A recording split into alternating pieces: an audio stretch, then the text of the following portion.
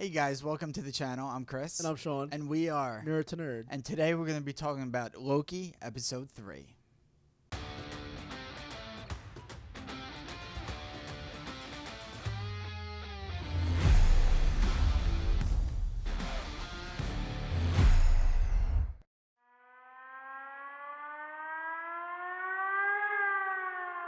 Warning!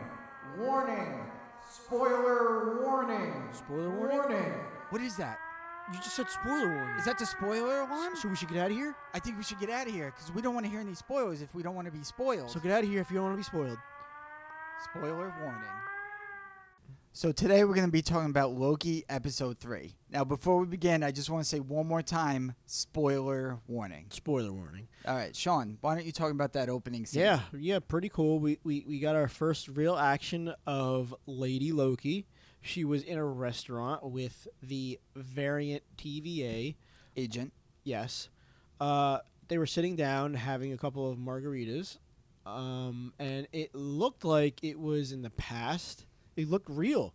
And then we seemed to find that it was Lady Loki actually mind controlling her to try to get information. Enchanting. Yeah, she was enchanting on this agent, and she's trying to extract information. The agent can kind of tell she's in this dream, and she could tell that something's going on, and she says, "Wait a minute, where am I? Who am I?" And she said, it's okay, just relax. Just tell me where the timekeepers are. So she's using her mind-controlling, enchanting Acting powers. like her best friend. Yeah. To find out information on how to get to them. Yeah, and she asks about the elevator. Yep. She finds out supposedly where the timekeepers are, if they are really their timekeepers or whatever that's going on.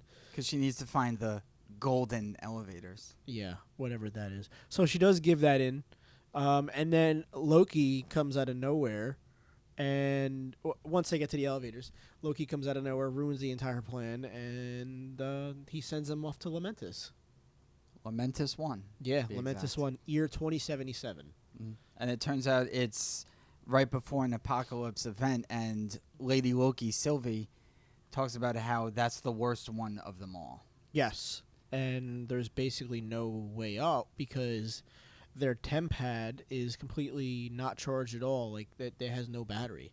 And they don't have any way to get off the planet without that tempad.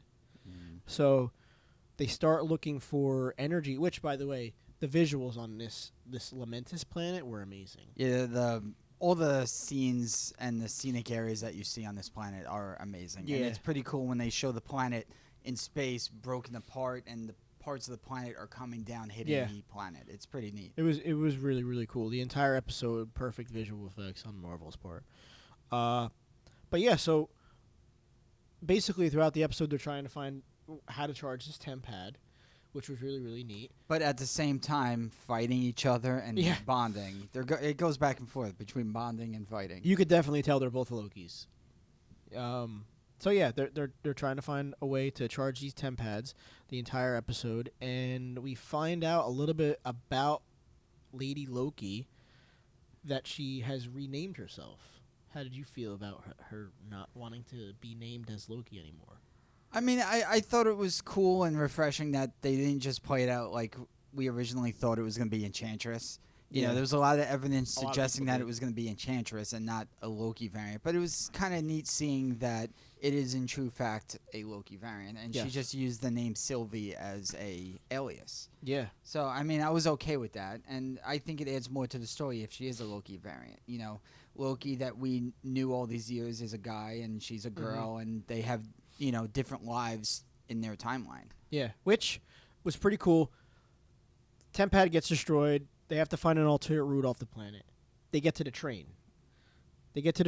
And Lady Loki tells Tom Hiddleston's our Loki that she knew she was adopted the entire time.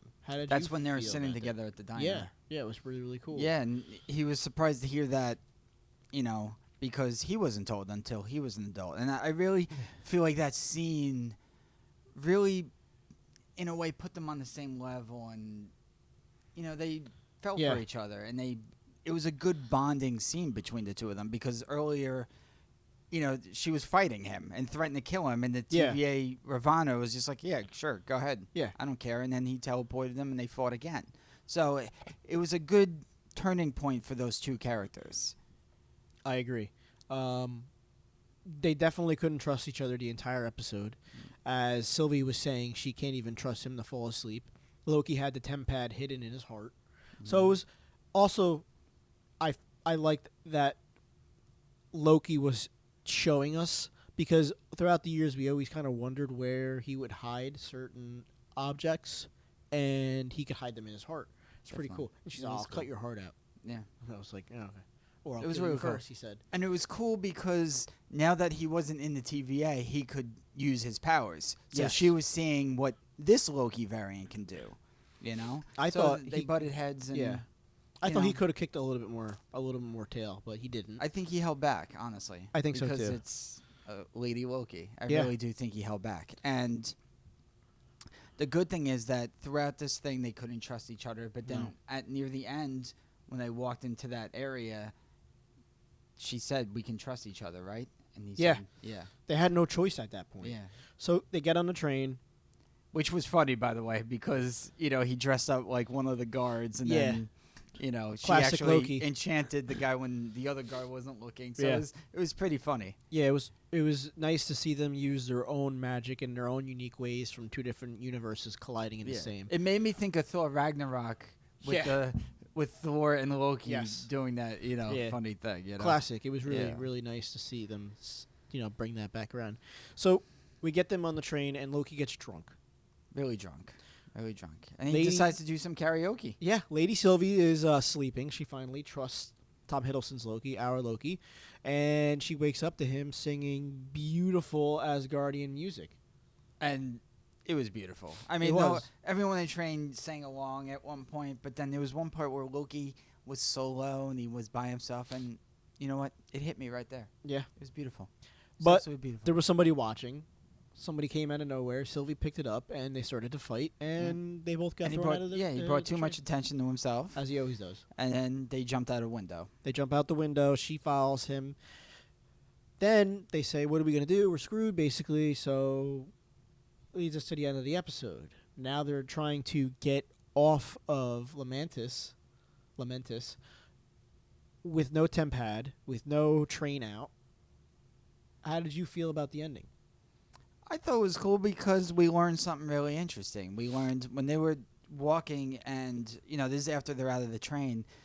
It comes to our Loki's mind that all the TVA people are variants. Yeah. And they don't know. And They it do. just shows, because just like we talked about with the opening scene, that was an early memory in that girl's brain from hundreds of years ago. Yeah. So all these people are, in a way, I guess, trapped. Yeah. Just like the people were trapped in Wanda. Yep. They're fighting for this TVA, but they were normal people beforehand. Yeah, and Lady Loki even says, I had to go back a couple hundred years, I think she said, or 100 years. Yeah. So, excuse me, It's a they've long been time ago.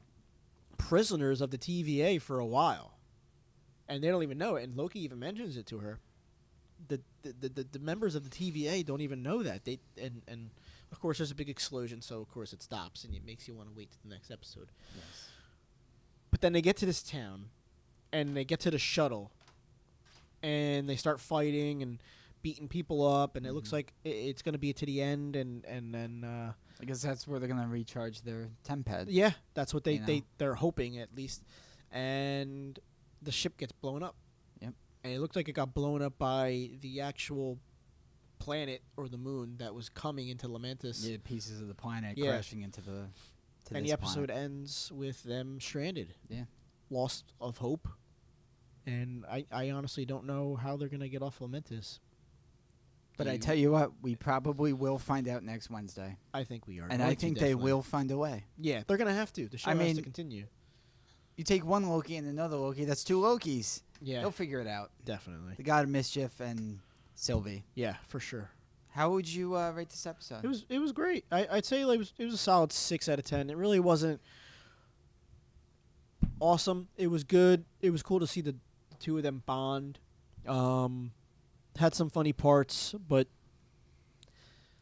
as I said, definitely watch it. It's going to tune out to be a really good show. It just wasn't as good as the first episode for me. Yeah, I mean, it wasn't better of an episode. I'd give it a 7 out of 10. It had its cool moments, and I really liked the singing. And I think finding out that all the TVA people are variants was very important to the story. And I'm really excited to see how that's going to play out with Ravonna and Agent Mobius. Yeah, me too. Hopefully we'll figure it out next week. And I think we will over the next couple episodes. So tune in to Loki. Episode 4 airs next Wednesday. Keep watching. Thanks, guys.